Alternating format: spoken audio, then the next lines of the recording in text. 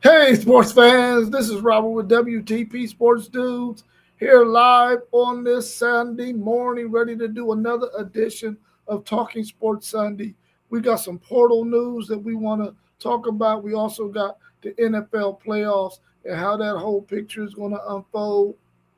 We got two pieces yesterday. Well, not really two pieces yesterday.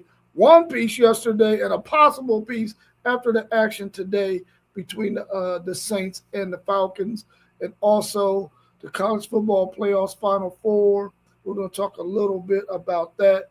We won't do our preview, but we'll give you a little bit of insight on what we think is going to happen in those two games, and we got more. Of course, LSU and that whole situation with Lane Kiffin going there, and the fact that his coaches have been at Ole Miss and Ole Miss is in the Final Four. Supposedly they're going to leave Ole Miss in this Final Four and go do their business at LSU. So we'll talk a little bit about that as well, along with some other things that's going on in the football world. So we're going to jump right on into these questions. I'm not sure if I'm going to be going solo today or if anyone else is going to jump in with me or not. But either way, we're going to have a really, really fantastic show. Make sure you hit that like button, subscribe, share our videos, and just join on in if you're out there in the chat. You got any questions you want to drop, go ahead and drop those. If you want your question to go right to the front of the line, drop us a super chat. All right, let's go ahead and get right on into this. The Bucks beat the Panthers 16-14. Now the Bucks wait to see the outcome of the Saints versus the Falcons. Who would you rather see make the playoffs between the Bucks and the Panthers? Wow, that's a really good question. Um, the Bucks have probably been the best team in that division all year when they are healthy. They have not been healthy for much of the year. They've had wide receivers that have been out. They've had Bucky Irvin, their star running back has been out for a period of time. So they just really have, and they have some defensive guys that have been hurt as well. They just haven't been 100%. And they've probably been the toughest team to beat when they're 100% in this division. Of course, we got the Falcons and Bijan Robinson and how good they are. Carolina Panthers surprised a lot of us, except for my man Mossberg of Level Up Sports 10, who picked them to win this division. But I think out of those three teams, the Bucks are probably the better suited to go into the playoffs if they're healthy to possibly win a game or two. I will go with the Bucks from that standpoint, but I would rather see the Panthers make it because the Panthers haven't been there in a while, especially since the departure of Cam Newton several years ago. I would definitely like to see the Panthers get in and get an opportunity to play in the playoffs. Will they get there? I don't know. You know what? You know what? I think they're going to get there because I think that the Falcons are going to beat the Saints. The Falcons are at home. They got the Saints, who was the bottom dweller in the division. I think that the Panthers are going to get in, but I think that the Bucks will be a better suited team for the playoffs because at the stage they are now, healthy. Baker Mayfield got his weapons around him, and I think they will be a better team in the playoffs. But of course, the Panthers are probably going to make it because there's a higher chance of the Falcons beating the Saints than the Saints beating the Falcons. And hopefully, Bijan Robinson can get that 255 yards from scrimmage to break the single season record. So I'm definitely rooting for the Falcons today and Bijan Robinson. Another question we have related to the playoffs. The Seahawks defeated the 49ers 13-3 yesterday. The Seahawks win that division and wrap up the number one seed in the playoffs in the NFC. Does that make them the favorite to make it to the Super Bowl? Well, I mean, if you really want to ask me that question, and you are,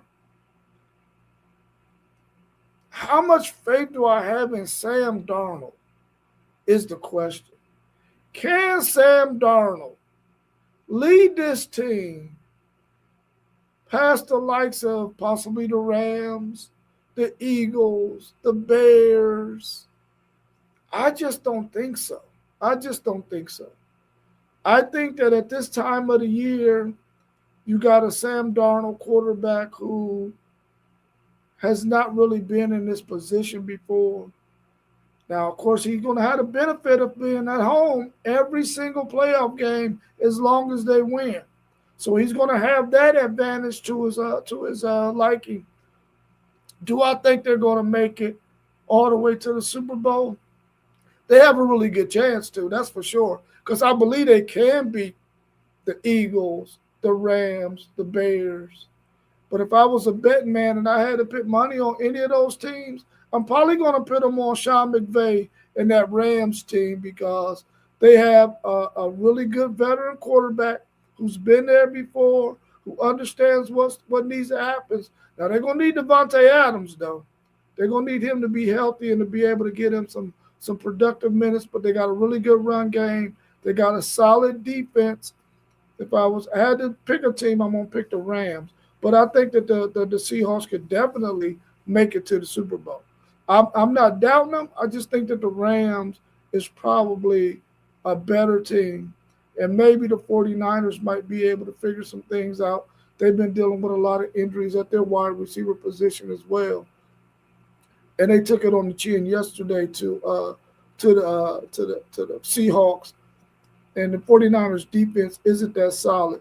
And I'm definitely not going to count out the Philadelphia Eagles, who they got a plethora of talent over there on that side. They got a really good defense. They got Saquon Barkley. They get I think Devontae Smith is going to be back as well. So they got a really solid team too. So it could go either way.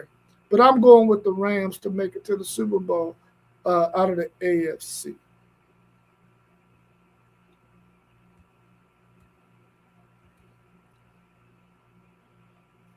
The Broncos had the best chance to get the number one seed in the AFC over the Patriots.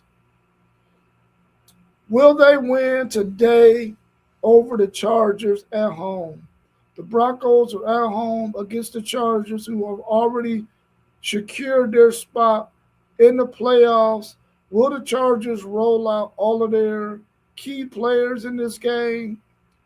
Will they play the whole game if they do roll them out?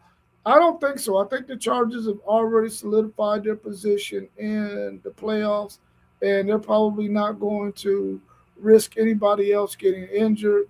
I think that they're okay with not winning this game right here against the Broncos. They're on the road.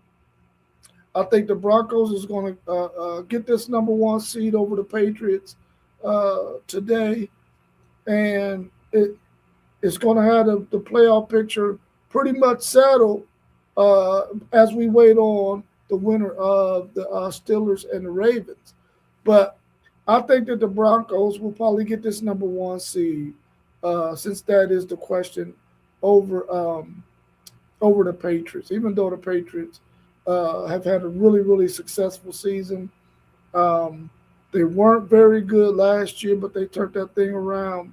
Uh, and they're looking really, really good. And Drake May is really one of the front runners to win the MVP of the NFL, the offensive MVP of the NFL, maybe the whole entire MVP of the league, because he's playing really good ball. I think it's between him and Matthew Stafford for the Rams. And you might be able to sprinkle in a little bit of Bijan Robinson, especially if he gets that record today and he gets those 255 yards. He could definitely be in the picture for the offensive MVP and the MVP of the league in the NFL this year. But if I had to go with anybody right now, it might be Drake May because of the game that Matthew Stafford had last week against the Atlanta Falcons when he threw those three picks. But I think that the the Broncos will get the number one seed in the NFC, AFC. I mean, excuse me. Today we got those Steelers and we got the Ravens. We all know that Lamar Jackson is going to try to give it a go. He's going to do whatever he needs to do to physically be able to go out there and play against these Steelers. I'm quite sure that the Steelers are going to have a game plan defensively to slow down Derrick Henry. The only chance that I think that the Ravens have to win this game over the Steelers, even though it's going to be a dogfight, it's going to be a really close game, it's going to be a really competitive game, is if Derrick Henry can run wild on the Steelers. And the Steelers isn't one of those teams that's just going to let you run wild on them.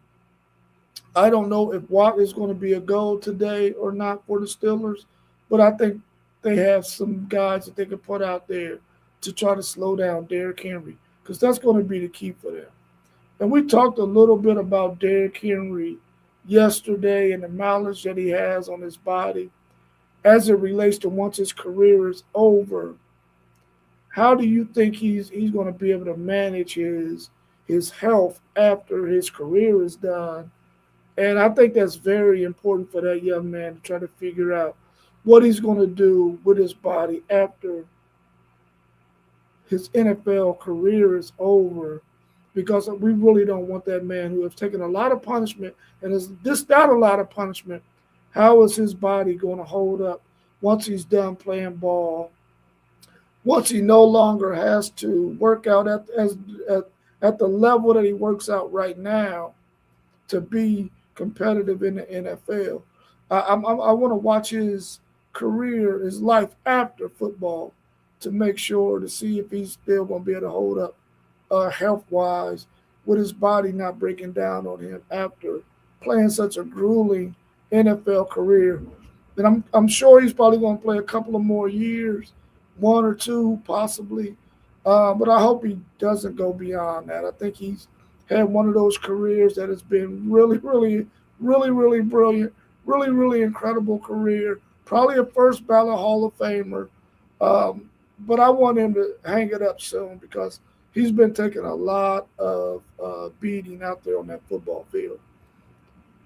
So hopefully the Steelers can pull out this victory today for my homies who are Steeler fans. But I also would like to see Lamar Jackson get out there and do it again as well. But we'll have to wait and see. Either way, I'll be okay with it. But I'm rooting for the Steelers to win because of my friends and my homies who are Steeler fans. Let's talk a little bit more about the NFL and the way things are going to go in terms of the NFL draft and the teams who are vying for a position. They're really the number one pick.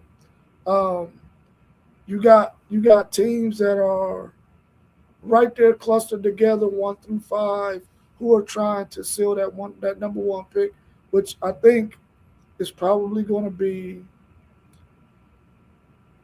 maybe the Jets or the Saints, someone like that that's going to get that number one seed. I don't think any of them outside of the Jets maybe want to get a quarterback.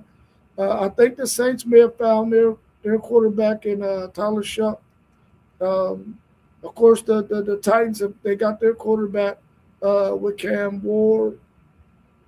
So I'm not sure. Well, the Browns got Shador Sanders. I think the Browns should go ahead and put the pieces around Shador Sanders that he needs. I don't think they need to draft a quarterback this year. And I'm not sure that the quarterbacks that are coming out in the draft out of college are worth a top 5, top 10 pick, in my opinion. I just don't know if there's a guy out there that's worth that. So I would if I was the Browns, I would just stick with Shador Sanders and put the pieces around him that he needs around him. Yeah, that's what I would do. One take Zay. He said Atlanta might need to take another one. I feel you what I want to take Zay because I really would like to see your Bucks get in there because I think the Bucks will be a better playoff team than the Carolina Panthers. I would rather see the Bucks because of the weapons that they have around Baker Mayfield to be able to make a run in the playoffs over the Carolina Panthers. I just think that they're a better team than Carolina, especially when they're healthy. They're one of the best teams in the league when they're completely healthy, and I would like to see them get in the playoffs. I just can't see Atlanta falling to the Saints, man. Especially when you got this Bijan Robinson single season scrimmage yards from scrimmage record on the line. I just can't see the Saints being able to keep up with the Falcons today. But I feel you on. They need to take one, bro. They definitely need to take another one for sure. Oh, you said they need to take another quarterback. Oh yeah, I agree with you. I think the Atlanta Falcons is in the business of taking another quarterback. You can't live with Kirk Cousins, who you benched, and then went with Penix, and I don't think that you can rely on Penix, man. Penix was injury prone in college when he was at Indiana. He went on to Washington and did some great things at Washington. But since he's been in the NFL, his 2 seasons that he's been there, he's been hurt both seasons. They really do need to take another quarterback. And I think they're going to be in a position where they pick in this NFL draft to where they'll be in a really good position to get a quarterback at the spot they're going to be picking from. So I agree with you, one take Zay. They definitely need to get another quarterback. From the Falcons, I would definitely do that. And you actually got, I think, Kirk Cousins may be in the third year of that 4 year deal that they gave him. So you might be able to ship him off to a team that's probably looking for a veteran quarterback. Somebody like the Miami Dolphins might want to bring in a veteran quarterback because I'm quite sure they're going to part ways with Tua. That would be a good landing spot for Kirk Cousins to sort of help Quinn Ewers along until they decide whether or not they want to go and get another quarterback as well. If I was Miami, I would go ahead and stick with Quinn Ewers next year with a veteran quarterback behind him and then see what it's looking like at that point because I think their young head coach will probably be on the chopping block if they don't do well next season. But we'll have to wait and see that thing out. But I would like to see Atlanta get another quarterback as well, for sure. I would definitely like to see them do that. As far as any other games going on in the playoff or with playoff implications, I think they're all pretty much set. We're just waiting to see what the Steelers do today. We're waiting to see what the Broncos do to get the number 1 seed, and we're waiting to see if the Falcons can beat the Saints to determine who gets in between the Bucks and the Carolina Panthers.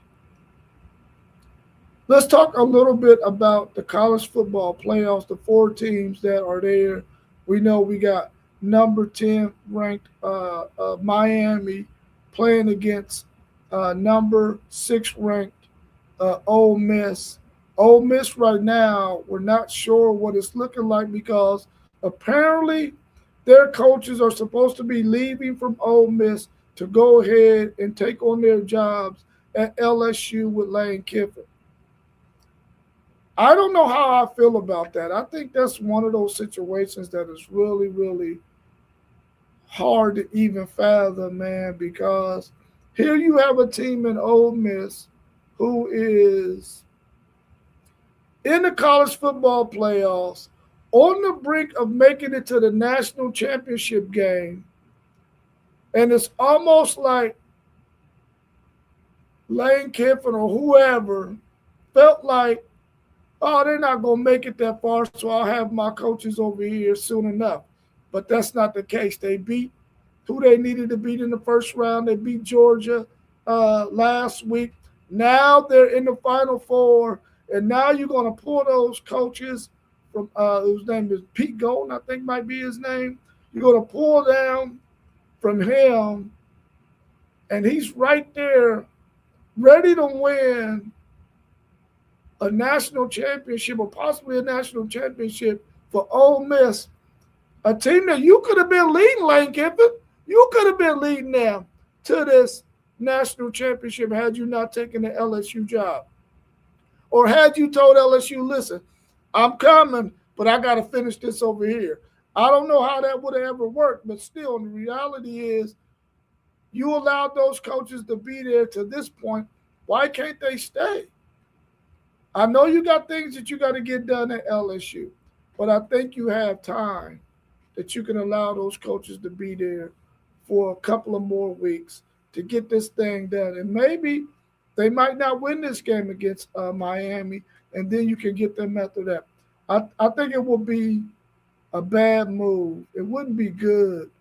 It wouldn't look good if those coaches were to leave Ole Miss and go start their jobs at LSU. I think that would be pretty cruel on LSU's part or whoever is making that decision. I don't know who's making that decision, whether it's Lane Kiffin, whether it's LSU, whether it's those coaches saying, listen, we didn't think we was going to be here at this point. We thought we were going to be able to move on and go take on our LSU jobs.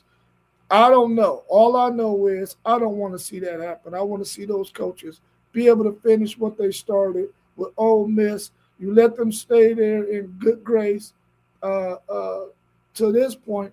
Let them finish the job. And who knows? They might not even win this next game against Miami, who is going to be a really, really formidable opponent. But if you take them away, those coaches away, then there's a really good chance that they won't win. So hopefully they'll get to stay and finish out what they started. Also in college football, Final Four, we got the number one ranked Indiana Hoosiers against the number 5 seed Oregon Ducks, who played earlier in the season in Oregon, in Eugene, Oregon. A really, really good contest that Indiana ended up winning. And we all know that anytime you are playing a sport like football, it's very difficult to beat a team twice. It happens, though. It happens. You can beat a team twice, but when that team has another chance to look at the film and see what they did wrong and be able to look at the film and see what they can do better, 9 times out of 10, that team that lost usually finds a way to win in that second game. And I think Dan Lanning and that Oregon team will be well prepared. They played really good defense in this last outing against Texas Tech, which was probably everybody who has been watching Oregon. It's probably their biggest concern for that team is their defense. But they played lights out against Texas Tech. And we know that they got talent on that side of the ball, especially that true freshman defensive back who got 2 interceptions in that game last week against Texas Tech.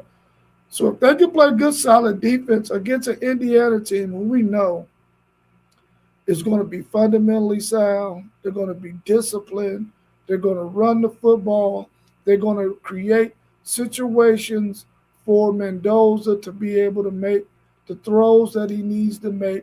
He's also going to be able to use his legs to extend drives. They're just a really disciplined and fundamentally sound team.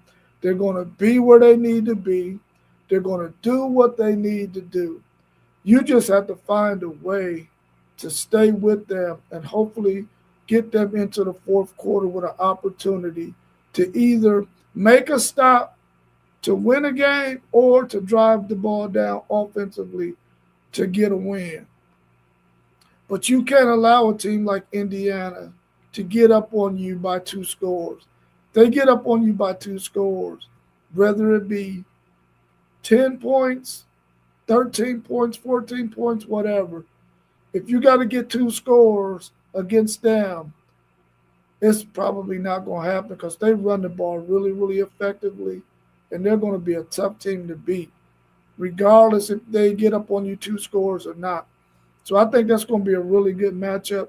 I think both of those games are going to be really, really good matchups. But I think Oregon playing them a second time with Dan Lanning being able to coach the way he coaches, they might have a really good chance of beating Indiana. Um, and we've all said on this show many times that we don't believe that there will ever be another undefeated national champion. But we have an opportunity to get one with this Indiana team. They could possibly end up being 16-0 as national champs. That would be incredible. The Indiana Hoosiers, y'all. We're not talking basketball here. We're talking football. Kurt Cincinnati and those Indiana Hoosier boys, man, they are balling out. And they're, in my opinion, the best team in the country. Will they finish as the best team in the country? We got 2 games to wait and see. But I think from what we've seen so far, there's probably not a team out there that's playing better football than them. Now they're going to come up against 2 juggernauts, whether or not. I mean, if they win, they got one against Oregon, and then they go face another one either with Ole Miss or with Miami. But I do believe Indiana is the best team in the country and have a really good chance of going 16-0 as an undefeated national champion, something that I definitely didn't think we would ever see again since Michigan did it 2 years ago. So we'll talk more about that college football playoff and those 4 teams when we do our preview later on next week. Well, this week, since this is Sunday, probably on Tuesday or Thursday, we'll start talking about the college football playoffs and how that thing is going to look. Let's talk a little bit about the transfer portal and the fact that, and I don't even understand how this works, but anyway, you have players who have entered the transfer portal with a no contact clause, which means apparently that these players know where they're going to go. And teams are not allowed to contact them or contact their agent because they already know where they're going to go. But they're taking multiple visits. Like, how does that make any sense? I can contact you, but you're taking visits to all these people. We might be interested in you. We want to be able to get a visit too. But you only going to pick and choose the visits you're going to take. I get it. I get that. Because when it comes down to it, you're only going to go on the visits that you want to go on to. But to be able to put a no contact clause up there when you're taking more than one visit, you're visiting somebody other than the team that you're saying you're going to, which is why you put the no contact clause on there. I just don't quite understand that. I don't understand that. If you know where you're gonna go, only go visit that school and go in. Don't even visit them. Go ahead and sign the papers. Go ahead and say, here I come. I'm coming here. Don't make any other visits. I just don't understand that aspect of it, where teams out there who may be looking for a player of your caliber at the position that you play, they want to have an opportunity to show you their campus, to show you what they have to offer. They want to be able to put some money on the table too. And I just don't think that that's a fair rule to have in place for those schools who aren't allowed, now that you got this no contact clause on there, to be able to reach out to you. I think anytime somebody put their name in a transfer portal, they should be allowed to be contacted by anybody who has interest. I just think that's the way it should be. But, the rule is the rule. Maybe one day they'll fix that. I'm also hearing that out of LSU, here go that Lane Kiffin guy again, which, excuse me, we all know Lane Kiffin is one of those coaches that he will always be in the news, man. He will always make this college football thing a little more exciting because he's always going to do or say something that is very, very entertaining. So what we're hearing out of LSU is they have players who are entering the portal, but they are not putting their paperwork. I ain't gonna say they're refusing to put their paperwork in the portal, but they haven't put their paperwork in the portal. Now we all know that if a player puts their name in the portal, puts their paperwork in, I think they have 48 hours in order to submit it. Um, I think at this point, any team that is not in the college football playoffs, you should already know because you should have already had exit interviews with your players to where you already know who is entertaining the thought of entering the transfer portal. If those are players that you want to keep, then you should already be in negotiations with their agent to try to keep them.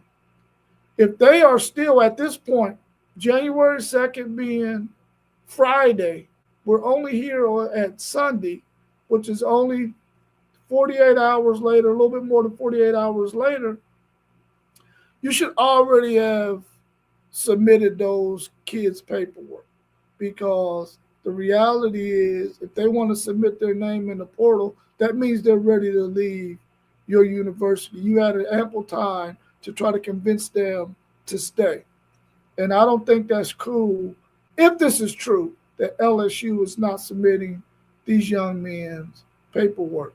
And even though you got 48 hours, that means you got 48 more hours to convince those players to stay or to come up with a package deal to get them to stay. But if at this point they want to go, then you got to submit their paperwork. If a student athlete wants to leave your school, then you shouldn't handcuff them and keep them from going. That's an opportunity for that young man or young woman or whoever it may be to go and try to find a home somewhere else that's better suited for them, better financially, and all those things. So I think if LSU is doing that, then I would like for them not to do that because that's not cool. That's not cool at all.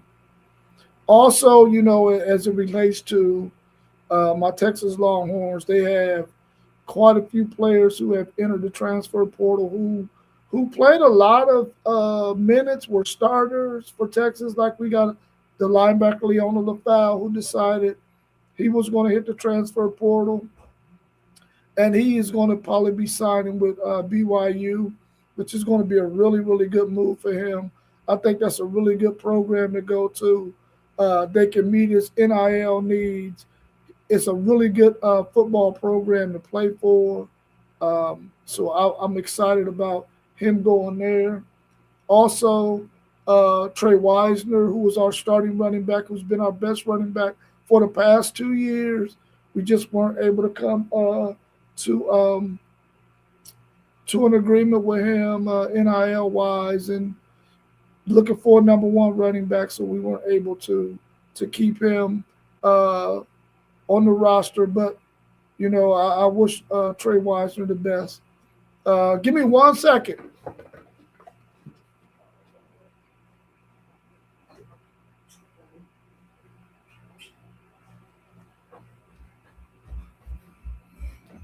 All right, I'm sorry about that.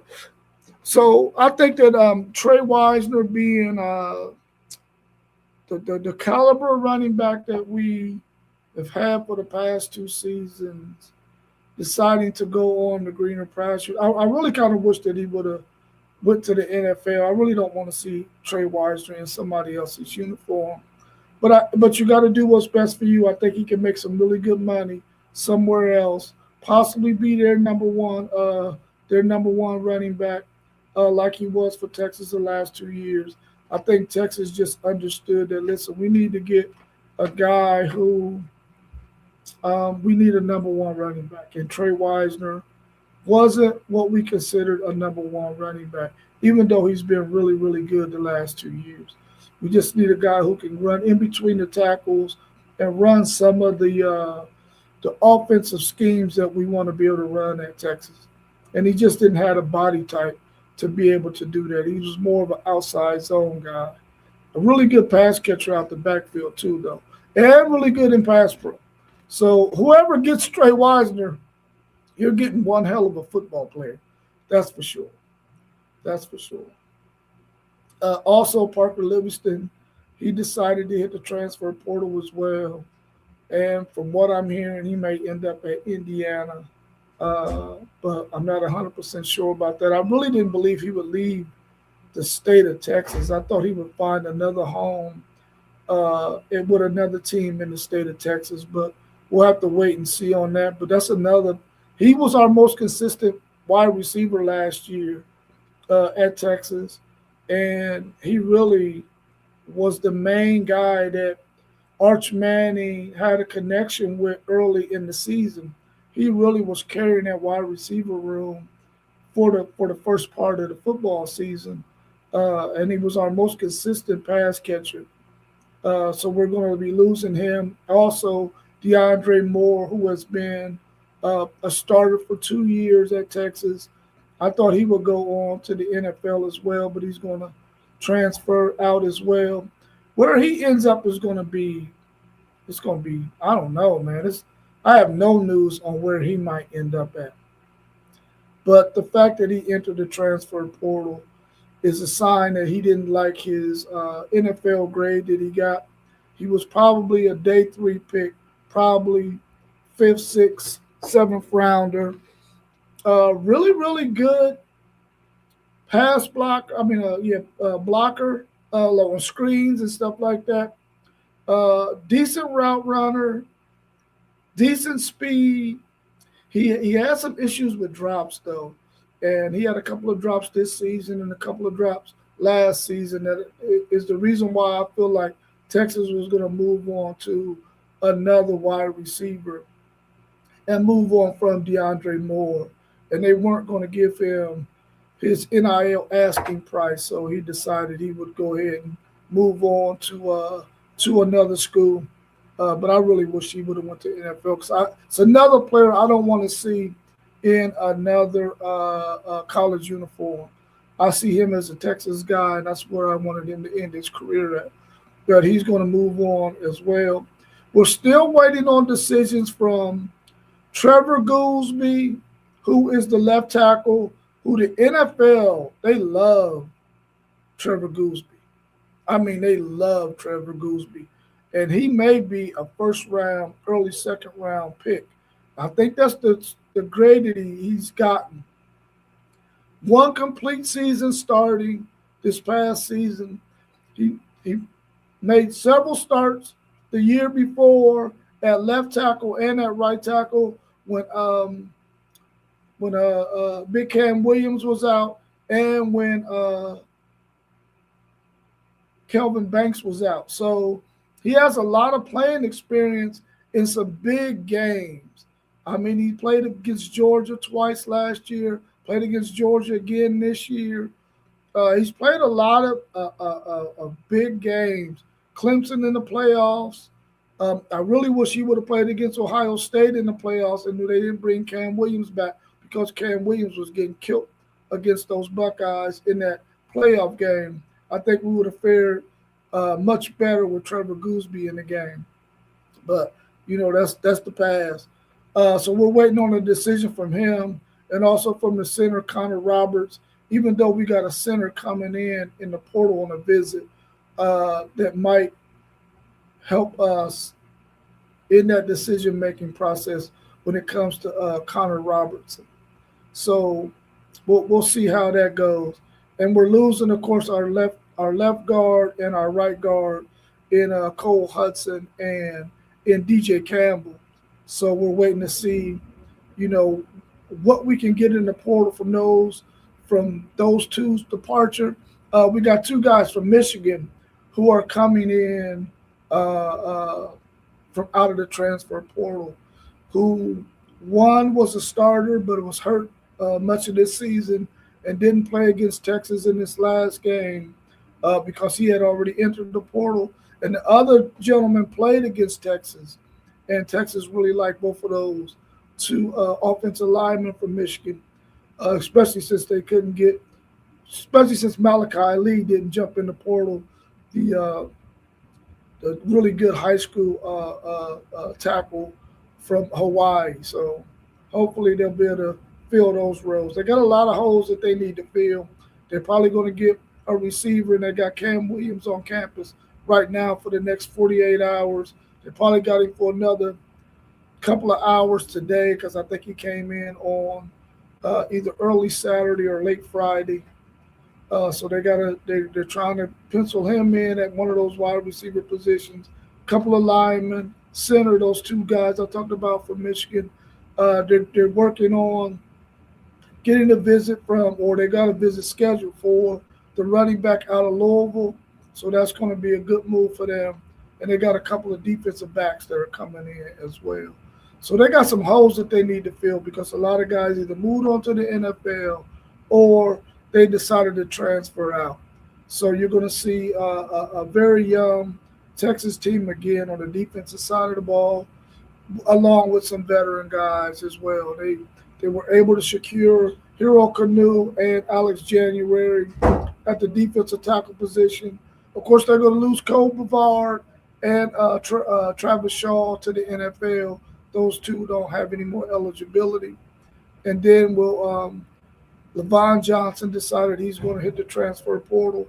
So Texas has some guys that they need to fill those voids on the defensive tackle spot.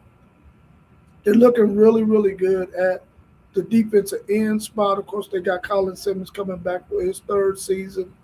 Um, they got Zena on the other side. They also got Spence, who can play linebacker and who can spin down and rush the passer.